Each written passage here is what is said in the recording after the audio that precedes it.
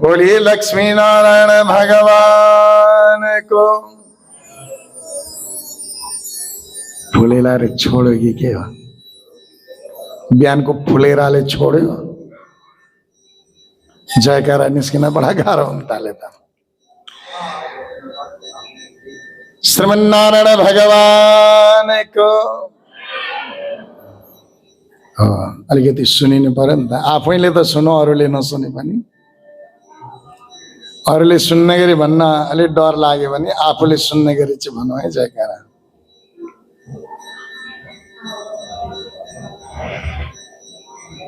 हरि अनंत, हरि कथा अनंत। जसरी भगवान श्री हरि का अवतारहरू अनंत छन्, त्यस्तै भगवान श्री हरि का कथा पनि अनंत छन्। यस अनंत कथालाई 7 दिन का समयावधिमा बाँधेर हामीले सुन्ने प्रयत्न गरिरहेका छौं। जति नै प्रयत्न गरे पनि, जति नै दौडधुप गरे पनि 7 दिनमा श्रीहरिका यी अनंत कथालाई पूर्ण रूपले व्यास गद्दीबाट व्याख्या गर्न सकिन्न। यदि कुनै वक्ता म 7 दिनमा आद्योपान्त भागवतलाई सुनाउँछु भनेर भन्दछन् भने उनको गौरव मात्र हो। केवल सुखदेवजी महामुनि हुनुहुन्थ्यो जसले यी 18,000 श्लोकलाई राजा परीक्षितलाई सुनाउन समर्थ हुनुभएको थियो। अरूको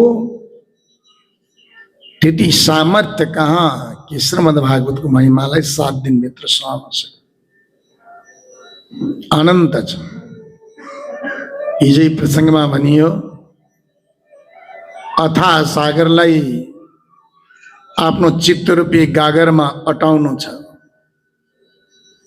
त गागर जति फराकिलो बनाउन सक्यो उति भागवतका दिव्य रत्नहरू यसमा अटाउने छन्। त्यसैले यसलाई फराकिलो बनाएर बसौं। बडा सुन्दर चरित्र, मीठा मीठा चरित्रले भरिएको श्रीमद् भागवत कथा प्रसङ्गमा हिजो सुन्दा सुन्दै सनकादिक ऋषिहरूले यस्तो अमृत जस्तो कथा श्रीमद् भागवतको संरचना कसले, कहाँ, किन, कसरी गर्यो भनेर प्रश्न गरेका थिए। जसका उत्तरमा सूतजी महाप्रभुले वेदव्यास भगवानको संशय, चिंता गुरुवर का कृपा द्वारा चिंता को निवारण, सांसारिक चिंता यदि शरीर में उदय भयो भने, मन में उदय भयो भने केवल गुरु शरणागति द्वारा मात्र यी सांसारिक चिंताहरूको निवारण हुन्छ। गुरु रूपी नारदले वेदव्यास भगवानको संशयलाई निवारण गरिदिनु भयो। स्वयं आफ्नो जीवन चरित्र सुनाएर प्रेरणा गर्नुभयो। वेदव्यास भगवानलाई प्रेरणा दिनुभयो, नहार्नुहोस्, नथाक्नुहोस्, मलाई हेर्नुहोस् त। एउटा दासीका घरमा दासी पुत्र भएर जन्मेर भोको प्यासो जीवन बिताएर खाई नखाइकन कष्टमय जीवनमा पनि मैले श्रीहरिको भजन गर्न बिर्सिन। उनै श्रीहरिका तपस्याका प्रभावले आज म त्रिलोकको यात्रालाई सहज गर्न सक्छु। त्रिलोक मात्र होइन, भगवानको निजधाम वैकुण्ठसम्मको आवागमनको क्षमतालाई राख्छु। ज्ञान दिनुभयो। गुरुले हामीलाई वैकुण्ठसम्म आवागमन गर्न सक्ने क्षमताको ज्ञान दिनुभएको छ। तर त्यसलाई वेदव्यास जस्तो मनन गरेर, चिन्तन गरेर त्यस वैभवलाई विस्तार गर्न सक्नु पर्यो। नित्र मंत्र अनुसंधान गरेर वेदव्यास भगवानलाई हजारौं वर्ष लाग्यो चतुश्लोकी भागवतलाई 18,000 श्लोकमा परिणत गर्नका निमित्त हजारौं वर्ष लाग्यो। हजारौं वर्ष तपस्या गरेर मात्र नारद मुनि गुरु रूपी नारद मुनिले दिएको चतुश्लोकी भागवतलाई 18,000 श्लोकमा परिणत गरेर स्वयं भगवानको वाणीमय विग्रहलाई अवतरित गर्न समर्थ हुनुभयो। यहाँ हामीलाई पनि गुरुद्वारा आचार्यहरूद्वारा केवल चतुश्लोकी भागवत स्वरूप मंत्र प्रदान भएका छन्। यी मन्त्रको अनुसन्धान गर्नु पर्यो वेदव्यास भगवानले गरे जस्तै। नित्य मंत्र अनुसंधान गर्ने बानीले भगवत साक्षात्कार हुन्छ, इष्ट सिद्धि हुन्छ। जहाँ गुरु कृपाद्वारा हामीलाई पुग्नु पर्ने हो त्यहाँ पुगिन्छ, आनन्दै आनन्द हुन्छ। हुन्न त? हेर्नुहोस् त प्रातःकाल कति आनन्द आयो। भगवान हामी जीवात्मालाई कल्याण गर्नका निमित्त आफ्नो सिंहासनलाई त्यागेर आफ्नो धाम हो, हामीले त कल्पना गरेको मात्र हो, भगवानको निज धाम हो, भगवानको गर्भगृहको सिंहासन भगवानको वैकुण्ठ धाम हो। आफ्नो धामलाई त्यागेर जीवात्माको कल्याणका निमित्त आज प्रातःकाल कसरी भगवान सबैका द्वार द्वारमा गएर सबैलाई कृपा गर्दै दर्शन दिँदै कति आनन्द आयो। नित्य आनंद भगवान का धाम में नित्य आनंद। ये नित्य आनंद मंत्रानुसंधान द्वारा सिद्ध भइसकेपछि नित्य भगवत कृपा को आनंद को अनुभूति जीवात्मालाई हुने गर्छ। श्रीमद् भागवत यही सिकाउँछ। हामी त सर्र सुनेर जान्छौँ। वेदव्यासजीले तपस्या गर्नुभयो र चतुश्लोकी भागवतलाई 18,000 श्लोकमा परिणत गरिदिनु भयो। त्यति मात्रै भन्छौँ, तर हामीले गर्ने के? हाम्रो दायित्व के हो? हामीले वेदव्यास भगवानको त्यो तपस्याद्वारा के सिक्ने? हामीले पनि त्यही सिक्ने हो। हामीलाई पनि गुरुजीले आचार्यले त्यो दिव्य मन्त्र प्रदान गरेको छ। भगवत साक्षात्कार गराउने, भगवान को दिव्य धाम सहज प्राप्त होने त्यो मंत्र प्रदान गरेको छ। हाम्रो दायित्व रहन्छ कि त्यसलाई विस्तार गर्ने। कति विस्तार गर्न सकिन्छ, कति मन्त्रानुसन्धान गर्न सकिन्छ, कति सतत चिन्तन गर्न सकिन्छ, अहर्निश हर पल अविस्मरणीय भावले कति मंत्र अनुसन्धान गर्न सकिन्छ। त्यो हाम्रो खोज, हाम्रो तपस्यामा निर्भर रहन्छ। कुनै आवश्यकता छैन कि घरबार गृहस्थ छोड्नै पर्ने भन्ने। भगवत चिन्तनमा त आफ्ना प्रारब्धले पाइएको शरीर अनि यो शरीर भन्दाखेरि बनेको पहिले बोकेर आएका प्रारब्ध, यी भोग्दा भोग्दै पनि आत्मकल्याणका निमित्त, आत्मकल्याणको उपाय गर्नका निमित्त जीवात्मा स्वतन्त्र छ। सबै कर्ममा जीवात्मा परतन्त्र भए तापनि आफ्नो उद्धार गर्न भने जीवात्मा स्वतन्त्र छ। यहाँ भगवानले कुनै यसका प्रारब्धको रोक यसमा भगवानले लगाउनुहुन्न। शारीरिक इंद्रिय तृप्तिका निमित्त नाना प्रकारका सुख दुख रूपी यातना पुरस्कार त हामीले भोग्नै पर्छ प्रारब्धमा पाएका। तर आत्मकल्याण गर्नका निमित्त यो जन्ममा कर्म गरेर भगवत प्राप्ति गर्ने उपायका निमित्त जीवात्मालाई भगवानले स्वतन्त्र छोड दिने भएको छ। भज, मेरो भजन गर। अनन्य चिन्तयन्तो माम ये जना परिपासते तेषां नित्यभियुक्तानां योगक्षेमं वहाम्यहम्। अनन्यताले मेरो चिन्तन गर्यो भने अब तिमीलाई के गर्ने हो? तिम्रो योगक्षेम कसरी हुन्छ? तिम्रो आत्माको कल्याण कसरी हुन्छ? त्यो मेरो जिम्मेदारी हो। भगवान स्वयं भन्नुहुन्छ। त्यति सौभाग्यशाली मानव तन पाएर તેથી સૌભાગ્યશાળી જ્ઞાન પાયરા फिर अपने आत्मचिंतन द्वारा, भगवत चिंतन द्वारा, गुरु प्रदत्त मंत्र का अनुसंधान द्वारा आत्मकल्याण को उपाय जीवात्मा ले रोजे न बने आत्महा वंश शास्त्र ले तिसलाई आत्महत्यारा हो उसको कैले कल्याण हो देना आत्महत्यारा को कल्याण हो देना इतरो दुर्लभ रत्न हाथ में पायरा पड़ी तो रत्न को मूल्य लाई चिन्ह सके न बने तो आत्मा हो आत्महा हुन्छ आत्महारा हुन्छ भगवान त्यसलाई कहिले क्षमा गर्नु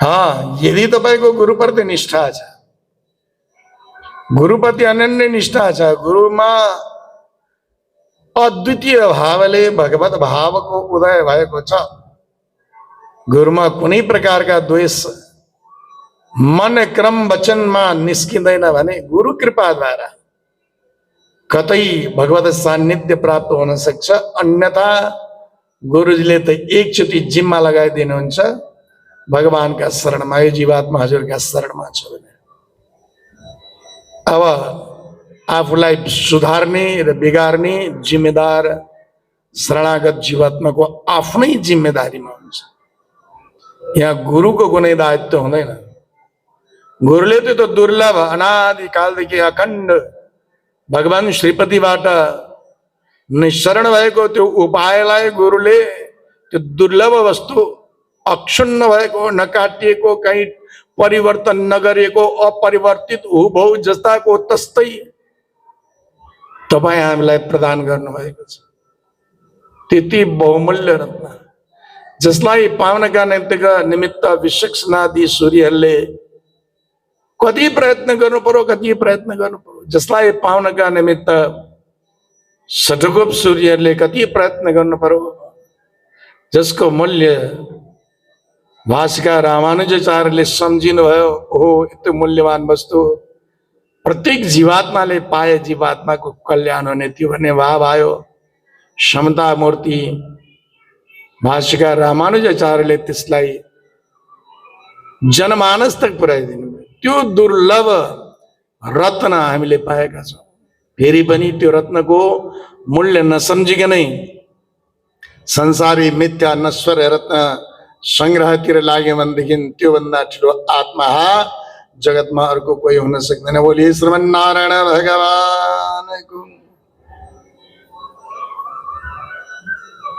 राजा परीक्षितलाई यो ज्ञान भयो मानव शरीर पाएको छु मैले यो मानव शरीर पाएर पनि आत्माको कल्याण मैले गरिनँ भने म आत्मा बन्छु त्यसैले आत्मकल्याणको उपाय के गर्ने राजा परीक्षित सन्तहरूका शरणमा गए हिजो सुन्नुभयो नि अनेक पन्थलाई राजा परीक्षितले सुने नसुनेको होइन त्यहाँ हजारौं ऋषिहरू बसेका थिए सबैका अभिमतलाई सुने तर आत्मकल्याणको अभिमत कसैबाट पनि प्रतिपादन हुन सकेन स्वयं सुखदेवजी महामुनिले प्रतिपादन गर्ने म चित्त बुझ्यो अनि त्यस आत्मकल्याणको मार्गलाई राजा परीक्षितले रोजे सनकादिक ऋषिहरूले प्रश्न गर्नुभयो राजा परीक्षित को थिए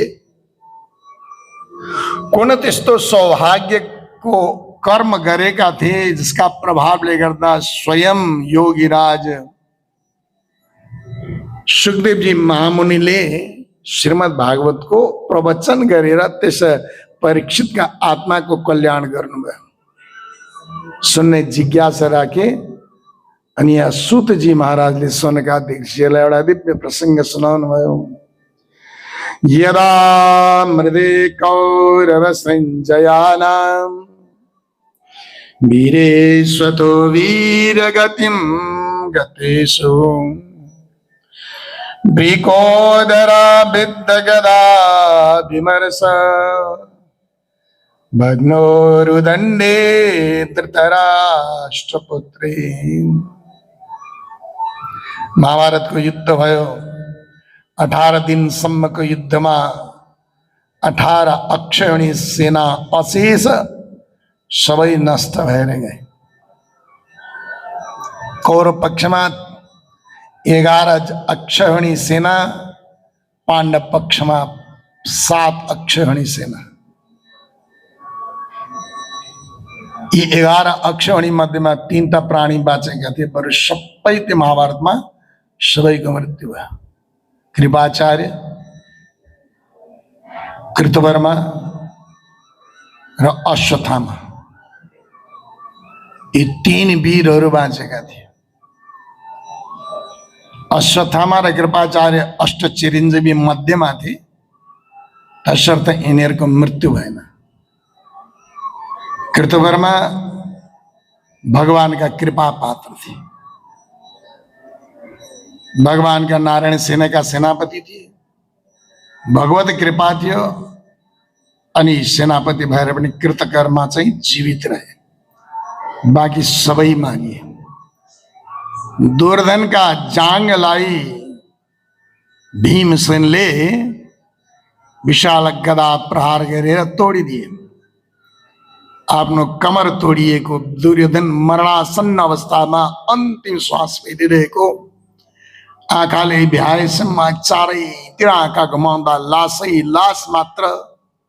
हात्ती, घोडा, ऊंट, सैनिक, रथ जताततै लडिरहेका, रक्तको नदी बहिरहेको, दुर्गन्धै दुर्गन्ध फैलिएको, काग, गिद्ध, चील, वासा, स्याल, कुकुरले ती लासहरूलाई चारैतिरबाट तानिरहेको, लुचिरहेको अवस्था।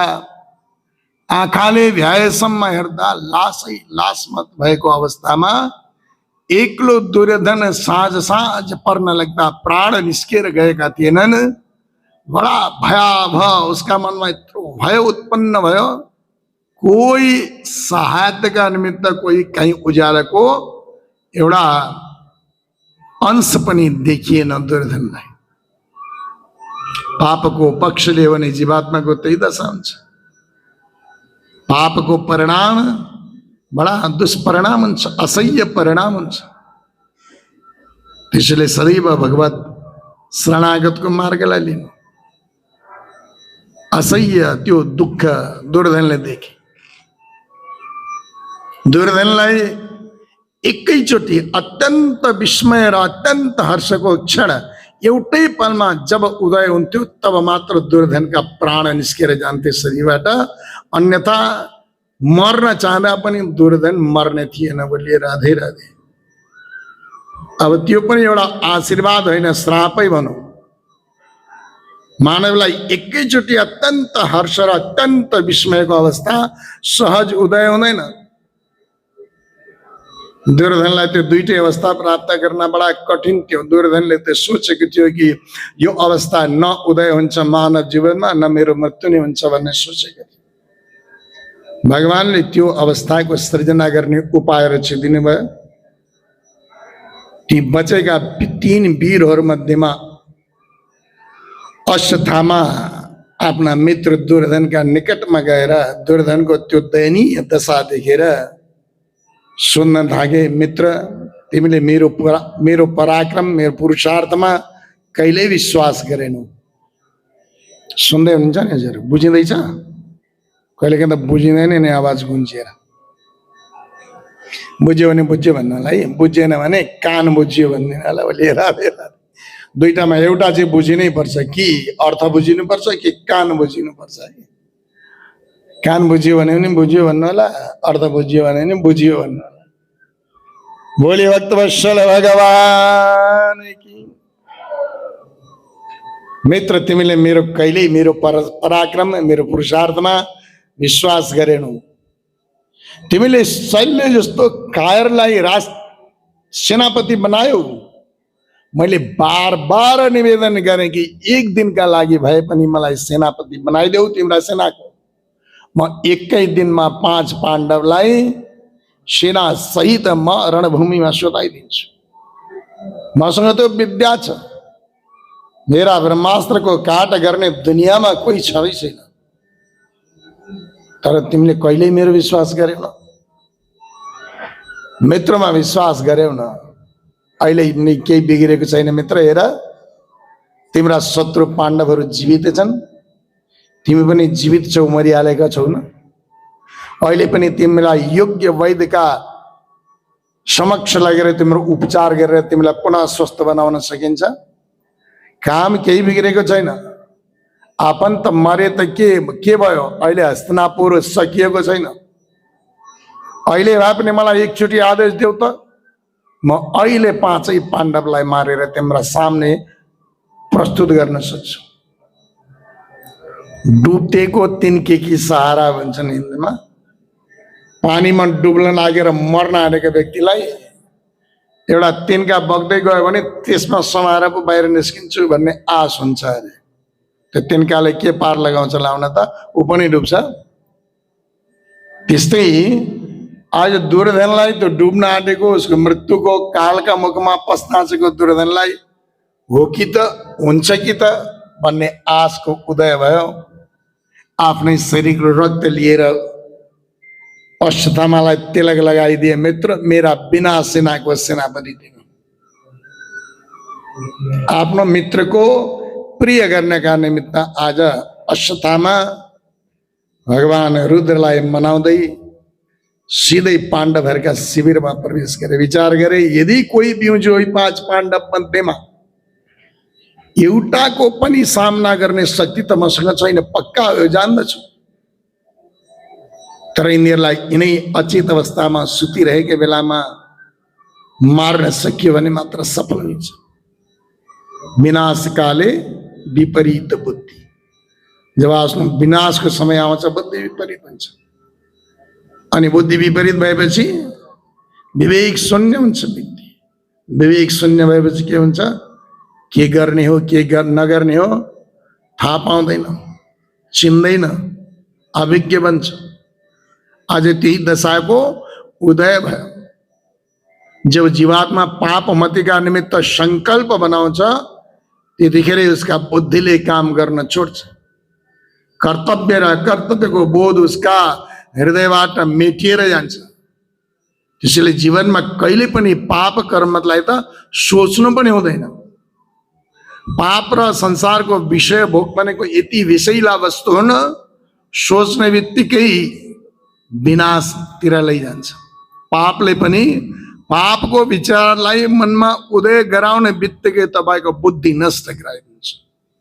त्यसैले कहिले पनि साधकहरूले मुमुक्षुले मात्र होइन, जीवात्माले, मनुष्यले खास गरेर पाप त कसैले कसैप्रति कहिल्यै कुनै अवस्थामा चिताउनै हुँदैन।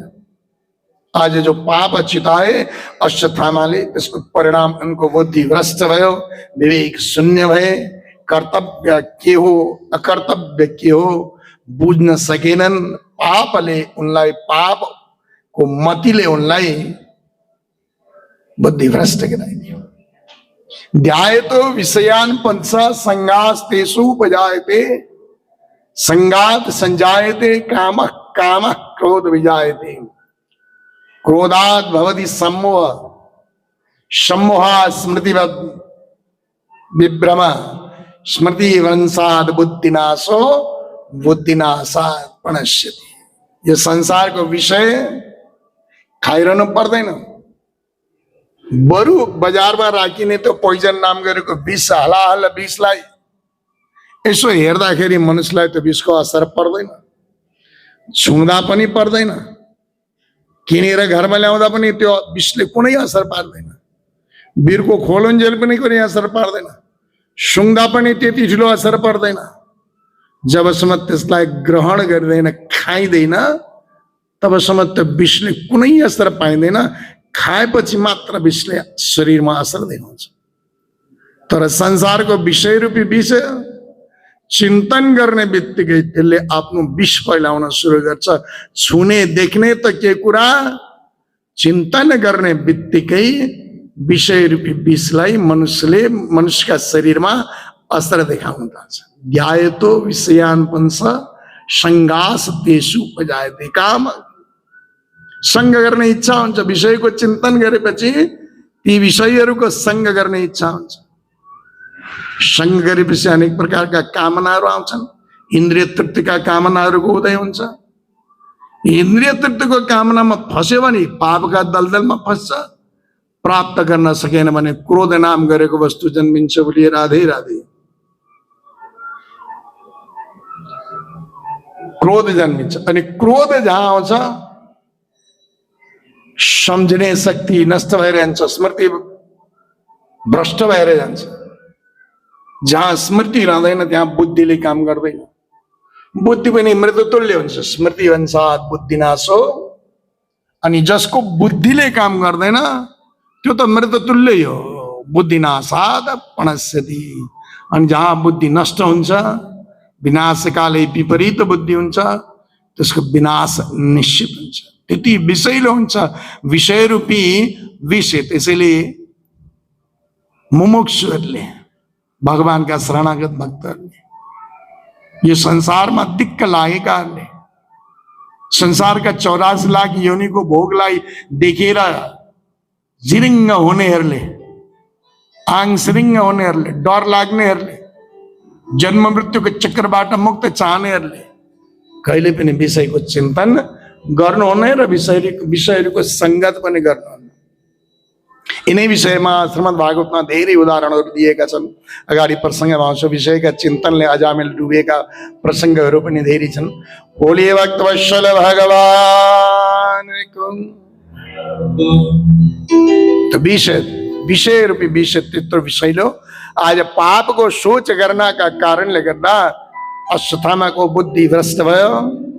न उसले चिन्न सक्यो न जान्न सक्यो। बुद्धि भ्रष्ट भएको अश्वत्थामाले 5 पाण्डव सम्झेर सुतिरहेका द्रौपदीका 5 पुत्र, जो 5 पतिबाट उनले जन्माएकी थिइन्, सबै आफ्ना आफ्ना पिताका तुल्य स्वरूपका थिए र युवावस्थालाई प्राप्त गरिसकेर पिताका तुल्य शरीरलाई पनि प्राप्त गरिसकेका थिए। बुद्धि भ्रष्ट भएको अश्वत्थामाले चिन्न सकेनन् द्रौपदीका पुत्रहरूलाई। अनि सुतिरहेका अचेतन अवस्थामा हतियार पनि हातमा नलिरहेको बेलामा रातिमा तलवार निकालेर चट चट चटसँग 5वटा बालकको टाउको काटेर 5वटा बालकका टाउका बोकेर दुर्योधनका सामने एक एक गरेर राखिदिए। मित्र दुर्योधन, हेर मैले पलभरमै तिम्रा 5वटा पाण्डव, तिम्रा शत्रुलाई विनाश गर्ने। अब तिम्रो शत्रु छैन, 5 पाण्डव सकिए। कति खुसी भयो, कति खुसी। दुर्योधनको त खुसीको सीमा रहेन। मैले यत्रो महाभारतको आयोजन गरेर 5 पाण्डवमाथि विजय प्राप्त गर्न नसकेको विश्व पितामह द्रोणाचार्य कृपाचार्य मिलेर, कर्ण जस्तो वीरले मिलेर गर्न नसकेको पुरुषार्थ नेतृत्व तिमीले एक्लै गरेर देखायौ। तिमीलाई म के उपहार दिउँ? यति गदगद भयो दुर्योधनको हर्षको सीमा रहेन। अत्यन्त हर्षको घडीको उदय भयो। त्यही बेलामा भीमको जो टाउको थियो अश्वत्थामाले लिएर आएका, यही भीम हो मेरा 100 भाइहरूलाई एक एक गरेर मार्ने भीम हो। महाभारतमा धृतराष्ट्रका 100 पुत्रहरू मध्येमा एउटा पनि धृतराष्ट्रको पुत्रलाई अरू कुनै पाण्डवहरूले पनि मारेनन्, अरू कुनै वीरहरूले पनि मारेनन्। एक एक गरेर केवल भीमले मात्र बदला लिए। 100 का 100 धृतराष्ट्रका पुत्रलाई केवल भीमसेनले मारे, अरू कसैले मारेन। गनिरहेको थियो दुर्योधन, हो मेरा 100 भाइहरूलाई मार्ने यो भीम जिउँदो छन्जेल त यसलाई मैले केही बिगार्न सकिनँ। कति प्रयत्न गरेँ मार्न, तथापि सकिनँ। मरेरै भए पनि यसको टाउकै फुटाएर भए पनि म आफ्नो क्रोधको, आफ्नो प्रतिशोधको बदला लिन्छु भन्ने ध्येयले भीमको टाउको मागेर हातमा लिएर बडा क्रोधमा दारा किर्दै जोडले दबाएको थियो। त टाउको त फूल जस्तो भएर पट्ट फुटेर गयो। राधे राधे। बडा विस्मय भयो दुर्योधनलाई। मित्र अश्वत्थामा, यो भीमको टाउको हुन सक्दैन। जन भीमका टाउकामा मेरो वज्र जस्तो यत्रो विशाल काय गदा प्रहार गर्दा चोटसम्म आउँदैन थियो, मूर्छासम्म आउँदैन थियो भीम। त्यो भीमको टाउको मेरा क्रोधले यसरी दबाउँदाखेरि फुट्ने। यो त तिमीले भीमका पुत्रको टाउको लिएर आएछौ। तिमीले त अब हाम्रो गुरुकुलमा एउटा जलाञ्जली दिने प्राणीसम्म छोड्यौ न। बडा अनर्थ भयो मित्र। अब तिमीलाई अर्जुनका बाणबाट दुनियाँमा कसैले रक्षा गर्न सक्दैन। आफ्नो प्राण तिमीलाई प्रिय लाग्छ भने यहाँबाट भाग, जहाँसम्म तिम्रो गति छ। अन्यथा अर्जुनका गाण्डीवबाट निस्किएका बाणबाट दुनियाँमा कसैले तिम्रो रक्षा गर्न सक्दैन। अत्यन्त विस्मय भयो आफ्ना प्रिय पुत्र भतिजाहरूको विनाशको त्यो क्षण देखेपछि। ओहो, मैले विजयका निमित्त के हराए मित्र अश्वत्थामालाई, आज त मेरै दुःखको कारण जन्मियो। बडा विस्मय भयो, अत्यन्त हर्ष र अत्यन्त विस्मयको घडीमा प्राण जाने जो आशीर्वाद थियो दुर्योधनलाई, आज त्यो समय उपस्थित हुने बित्तिकै दुर्योधनका शरीरबाट प्राण पखेरु निस्किएर गए। बोलिए भक्तवत्सल भगवान की जय। अश्वत्थामा भागे। अब डर लाग्यो अश्वत्थामालाई, अर्जुन बाटोमा बस्दिन भनेर। द्रौपदीलाई ज्ञान भयो कि मेरा पुत्रहरूलाई कसैले रात्रिका समयमा मारिदियो भन्ने। बडा करुण क्रन्दन गर्दै द्रौपदी रुन लागिन्। माता शिशूनां निधनं सुतानां निशम्य घोरं परितप्यमाना तदा रुदधमास्पकलाकुलाक्षी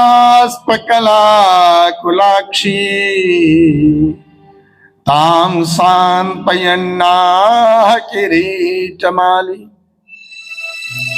आफ्नै प्रियतमा द्रौपदीलाई अत्यन्त पुत्र शोकमा करुण क्रन्दन गर्दै रोएको देखेर अर्जुनले सम्झाए कि देवी, तिम्रा पुत्रको हत्यारा यो धरतीमा जहाँ भए पनि त्यसलाई म जिउँदै पक्रेर घिसारेर तिम्रा सामने उपस्थित गराउँछु।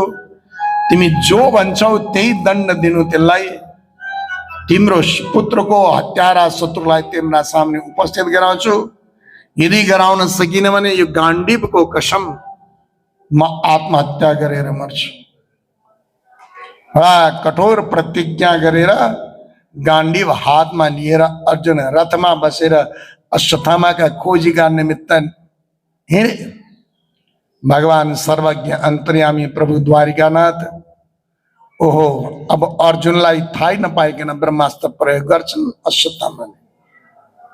एकचोटि भगवानले रथबाट घोडा पनि फुकाइसक्नु भएको थियो, लगाम पनि छोडिसक्नु भएको थियो, घोडा हाँक्ने चाबुकलाई पनि छोडिसक्नु भएको थियो।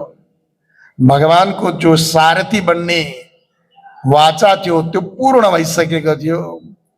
फेरि भगवानले विचार गर्नुभयो, मेरा मित्र, मेरो शिष्य, मेरो भक्त अर्जुनका लागि त मैले एकचोटि मात्र होइन, यसका निमित्त मैले बार बार यसका जीवनको सारथी बन्नुपर्छ भन्ने भगवानलाई लाग्यो।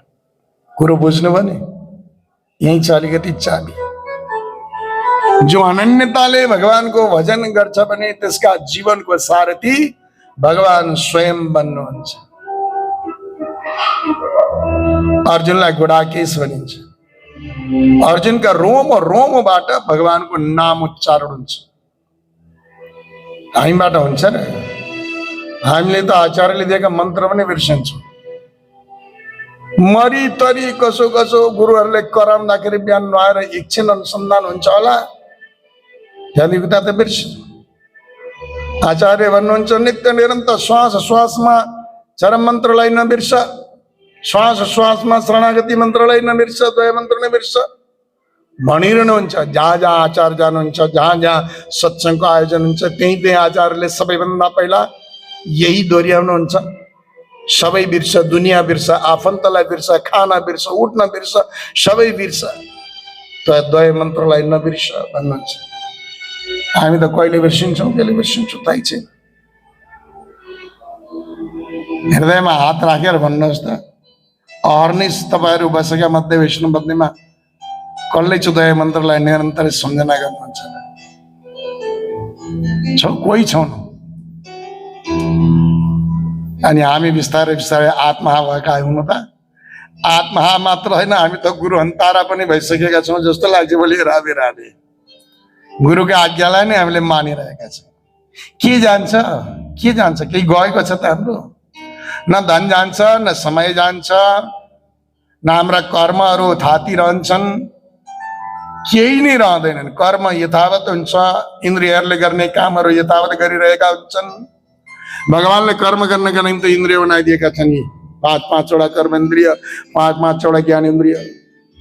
ती ज्ञानेन्द्रियले र कर्मेन्द्रियले तिमीले मलाई चिन्तन गरेर सक्दैनौ भनेर भगवानले अन्तःकरण पनि बनाएर पठाइदिएको छ। यो चाहिँ मेरा लागि है भनेर मन बनाएर त पठाइदिएको छ, चित्त पनि दिएको छ, बुद्धि दिएको छ। यी चारवटा मध्येमा एउटा प्रयोग गरेर मलाई प्राप्त गर्न सक्छौ। यी चारवटा चाहिँ मेरा लागि हुन्।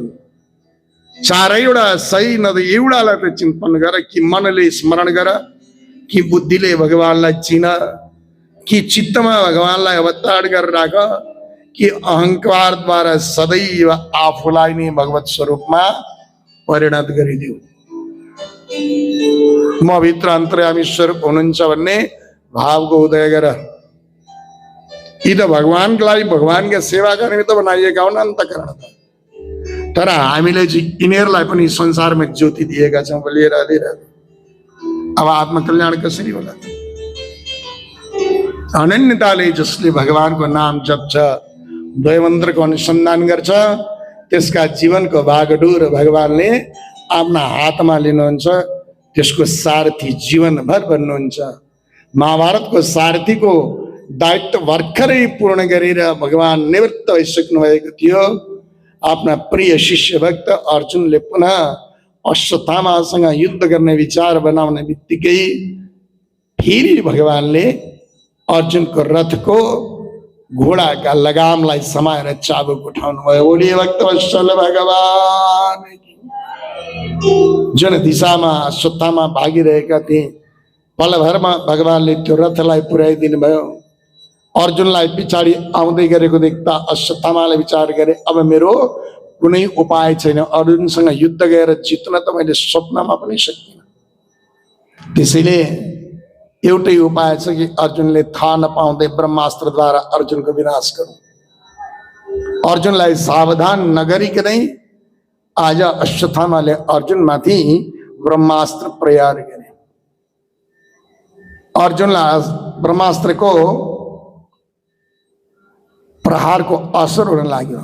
शरीर जलन हुन लाग्यो, आगो लाग्न थाल्यो, मन काँप्न लाग्यो, हातबाट गाण्डीव झर्न लाग्यो, शरीर कमजोर भयो, युद्ध गर्न नसक्ने अवस्था भयो, प्राणी निस्केर जान्छन् कि जस्तो भयो। भयभीत भयो अर्जुन।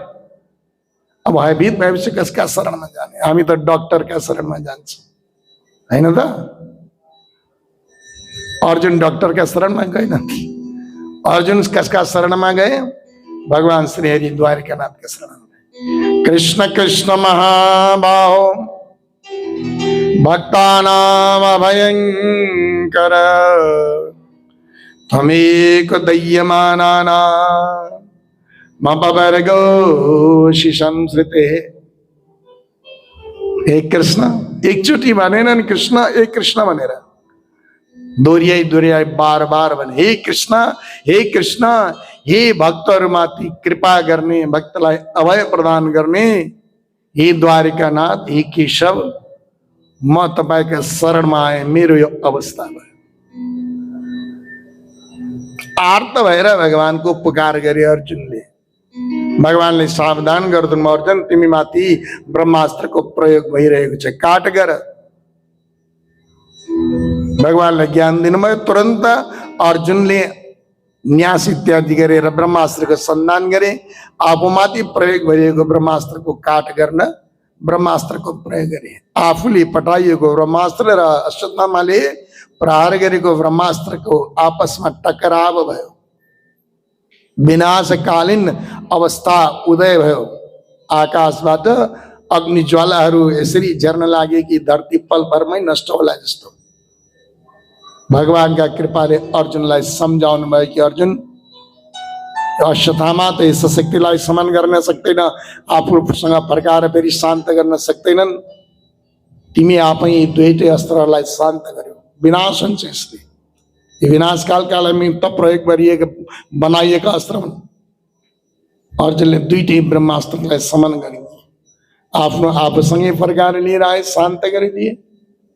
अश्वत्थामाको शान्त गरेर अश्वत्थामा तेरि फर्काइदिए। बन्दी बनाए अश्वत्थामालाई, घिसार्दै लिएर आए अर्जुनले।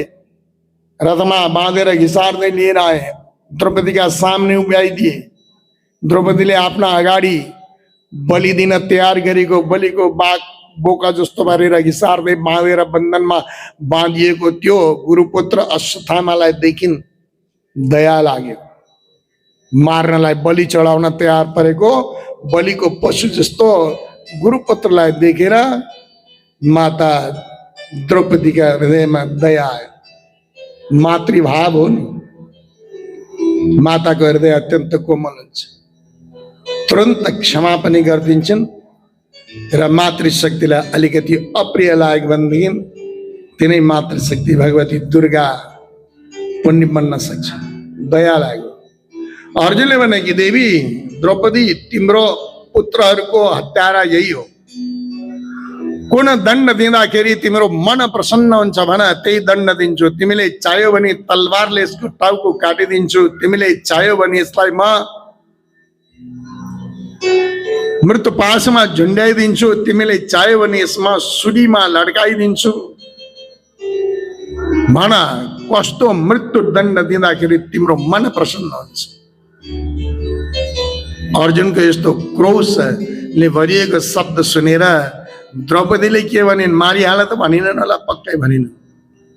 द्रौपदी भन्छन्, उवाच चासहन्तस्य वन्दनानयनं सती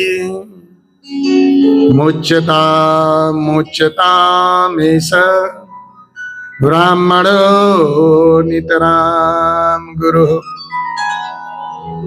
हे वीर अर्जुन, मलाई प्रसन्न देख्न चाहनुहुन्छ भनेदेखि सबैभन्दा पहिला गुरुपुत्र पशु बलि जस्तो बाँधेर लिएर आउनुभएको छ, यसलाई मुक्त गरिदिनुहोस् बन्धनबाट र यसलाई अभय प्रदान गरिदिनुहोस्। मेरो त्यसैमा खुसी छ। बडा आश्चर्य लाग्यो अर्जुनलाई। देवी तिमी के भन्छौ, तिम्रा पाँचवटा पुत्रलाई मारेको छ यसले, के भयो त? मेरा पुत्रलाई मारेर अब प्रतिशोधमा मैले यसको ज्यान लिएर मेरा मरिसकेका पुत्र फेरि जीवित हुन्छन् त? जीवित हुँदैनन् भने यसलाई मृत्युदण्ड किन दिने? पहिलो कारण हे वीर, एउटा बालक, अनाथ भइसकेको बालक जसका पितालाई तपाईहरूले रणभूमिमा छल गरेर कपट गरेर असत्य बोलेर मारिदिनु भयो। आफ्ना पितालाई छल गरेर मार्दा बालकलाई कति पीडा भयो होला, इसकी आमालाई कति पीडा होला। मेरा लागि त अझै पनि मेरा पाँचवटा वीरहरू जीवित छन्। भगवानको कृपा भयो भने अरू पनि सन्तान जन्मेलान्, तर इनकी आमालाई हेर त एकचोटि फर्केर। इनका पतिका वियोगका आँसु अहिलेसम्म सुकेका छैन। पति वियोगको क्षण अहिले सुकेका छैन, आँसु सुकेका छैन, आँखामा अहिले पनि रसाइरहेका छन्। अनि यिनै आमाका सामने उनको एउटा मात्र पुत्र बाँच्ने सहारा भनेको यो एउटा पुत्र अश्वत्थामा, यसलाई पनि तपाईँले मारिदिनु भयो भने ती आमा कसरी बाँच्दिन्? पुत्र वियोगको कष्ट कस्तो हुन्छ भनेर मलाई सोध। मेरा पाँचवटा पुत्रहरू एकैचोटि मारिएका छन्। एउटा पुत्रको वियोगको क्षण कस्तो हुन्छ एउटी आमाले जान्दछिन्। हे वीर, तिमी त पुरुष हौ, कसरी जान्दछौ आमाको पीडा? त्यसैले कहीँ कृपिका आँसु पाण्डव कुललाई बगाएर नरकमा नै लैजाओस्। त्यसैले क्षमा गरिदिनुहोस्, यसलाई क्षमा गरिदिनुहोस्। द्रौपदीले क्षमा गरिदिन सुदामालाई। त्यो हो मातृ हृदय, क्षमा गरिदिनु।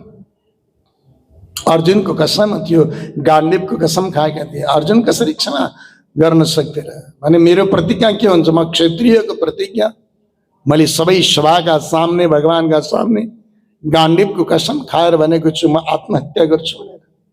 कि मैले हत्या गर्नु पर्यो देवी, कि मैले यसलाई मार्नै पर्छ? द्रौपदीले भनिन्, हे वीर, यसलाई नमार्नुहोस्। अर्जुन धर्म संकटमा भने युधिष्ठिर फर्केर हेरे। युधिष्ठिरले भने देवी द्रौपदीले सही भन्दै छिन्, ब्राह्मण कुलको अभिशाप लाग्छ हामीमाथि, त्यसैले ब्राह्मण हो, नमार।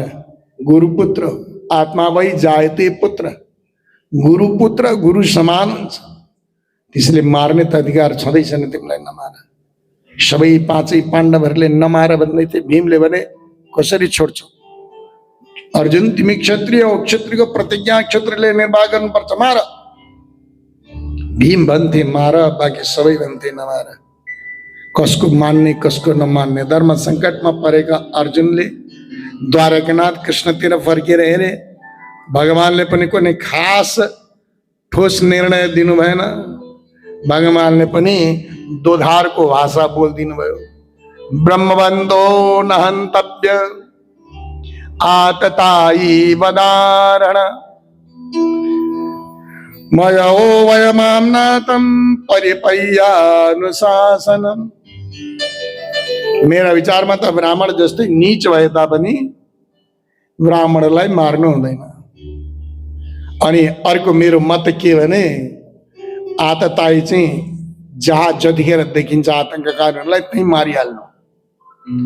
आतताईको आतंककारीको कुनै जाति हुँदैन। ब्राह्मण भएर पनि आतंककारी हुन्छ भनेदेखि त्यसलाई मारिहाल्नु। तर ब्राह्मण चाहिँ जति नीच कर्म गरे तापनि त्यसलाई मृत्युदण्ड नदिनु, भगवानले भन्नुभयो।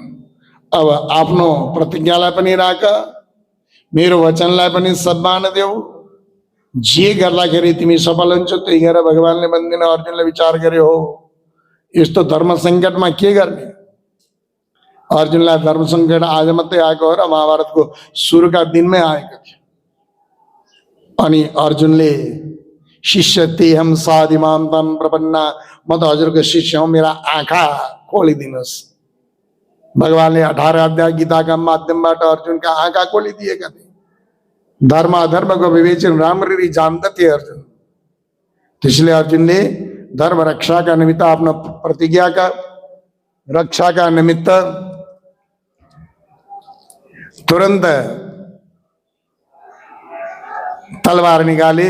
अश्वत्थामाका मस्तकमा एउटा मणि थियो, तरवारले घाउ बनाएर त्यो मणि निकालिदिए। निस्तेज भएका अश्वत्थामालाई अपमानित गर्दै शिखासूत्रलाई काटेर नगरबाट दुत्कारेर बाहिर निकालिदिए। ब्राह्मणलाई यदि मृत्युदण्ड दिनुपर्ने अवस्था आयो भने शरीरबाट मृत्युदण्ड दिनु हुँदैन। ब्राह्मणको सर्वस्व भनेको उसको शिखा हो, उसको सूत्र हो। शिखा सूत्र र उसको सम्मान हो। शिखा सूत्र र सम्मानबाट निस्तेज गरियो ब्राह्मणलाई भने त ब्राह्मण मृततुल्य हुन्छ। वपनम द्रविणादानम स्थानम निर्यापणम तथा एष हि ब्रह्मबन्धूना बधो नान्यो स्थितैका।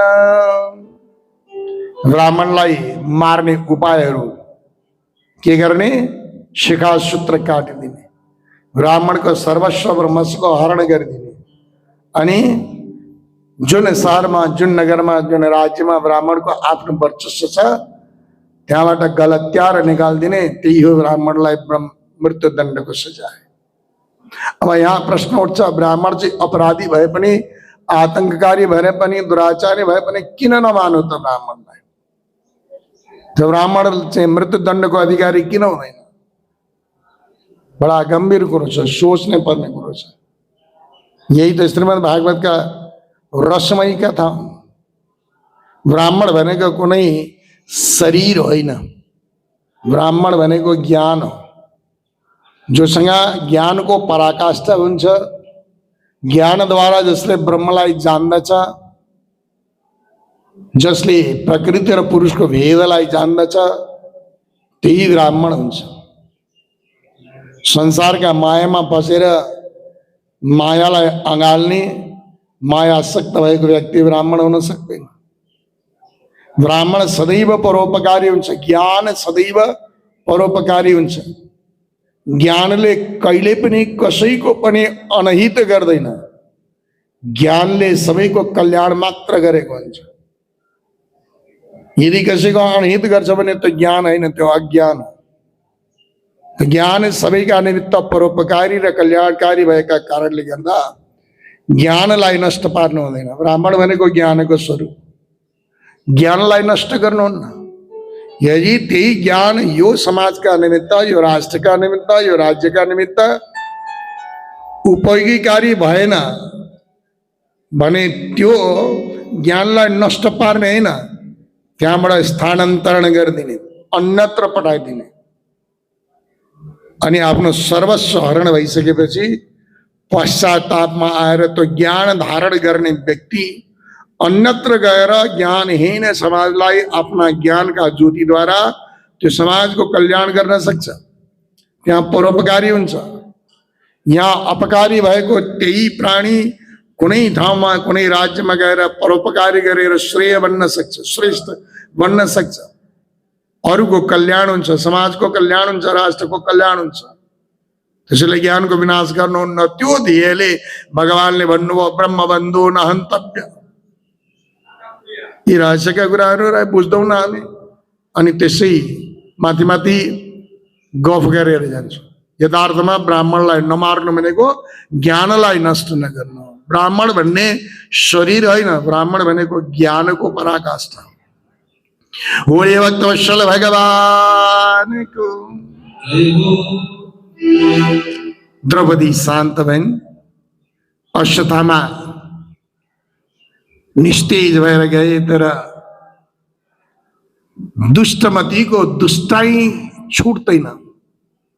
यसरी अपमानित हुँदा हुँदै पनि अश्वत्थामा विषयी भएका कारणले गर्दा, संसारी भएका कारणले गर्दा अश्वत्थामाले आफ्नो दुष्टाइ त्याग्न सकेनन्। अलि पर गएपछि पुनः आफ्ना ब्रह्मास्त्रका ज्ञानका बलले पाँचै पाण्डव र पाँच पाण्डवको धरोहरका रूपमा पालिएको उत्तराका गर्भमा रहेको बालकको सम्म विनाश गर्ने संकल्प ब्रह्मास्त्र प्रहार गरे। भगवानले आफ्ना शरणागत भक्तलाई आफ्ना सुदर्शन चक्रद्वारा पाँच पाण्डवको त रक्षा गर्नुभयो, तर उत्तरका गर्भमा भने सुदर्शन चक्र पठाउन मिल्दैन थियो। त्यसैले भगवान स्वयं उत्तराका गर्भमा अंगुष्ठ पर्व मात्रको स्वरूप सौम्य र शीतल स्वरूप धारण गरेर हातमा गदा लिएर त्यस गर्भका बाहिर चारैतिर घुमेर ब्रह्मास्त्रको तेजबाट त्यस गर्भको रक्षा गर्नुभयो। वक्तवत्सल भगवान माता कुन्तीले त्यो उत्तरा अत्यंत पीड़ित भएर आक्रांत भएर भगवानका शरणमा गइन्। पाई पाई महायोगीन देवदेव जगतपते नान्यम तदभयम पश्ये यत्र मृत्यु परस्परम। हे योगिन, हे योगेश्वर कृष्ण, मेरो रक्षा गर्नुहोस्, मेरो रक्षा गर्नुहोस्। म क्षत्राणी हो, मलाई मृत्युदेखि भए छैन, तर पाण्डव वंशको धरोहर मेरा पेटमा पालिरहेको छ। यस बालकको निमित्त मेरो रक्षा गर्नुहोस्। भगवानले कृपा गरिदिनु भयो, गर्भगत बालकको रक्षा गर्नु। गर्भमा भएको बालकको रक्षा भगवानले मात्र गर्न सक्नुहुन्छ। बाहिर जन्मेको बालकको रक्षा त कसैका कृपाद्वारा, कसैका आश्रयद्वारा, ऋषिमुनिका सिद्धिद्वारा, उपचारद्वारा, वैद्यद्वारा बाहिर जन्मिसकेको बालकको रक्षा होला, परन्तु गर्भका बालकको रक्षा त भगवानका कृपाले मात्र सम्भव हुन्छ। यो ज्ञान माता कुन्तीलाई थाहा थियो। अनि आज कुन्तीका आँखा खोले, ओहो मेरो भतिजो, मेरो भला, यी कृष्णता द्वारिकानाथ कृष्ण मात्र होइनछन्, यी साक्षात परब्रह्म नारायण रहेछन्। ज्ञानको उदय भयो माता कुन्तीलाई। भगवानको स्तुति गर्नुभयो।